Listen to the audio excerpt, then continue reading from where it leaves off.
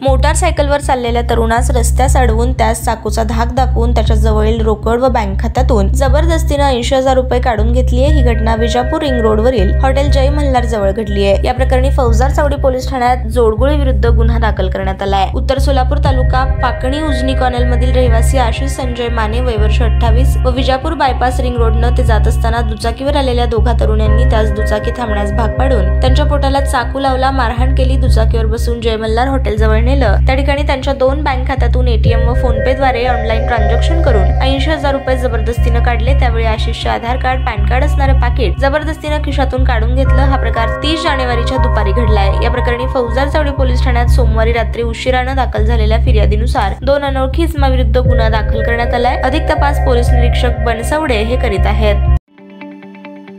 ताज्या बातम्या पाहण्यासाठी प्राईम महाराष्ट्र न्यूज चॅनलला सबस्क्राईब करा।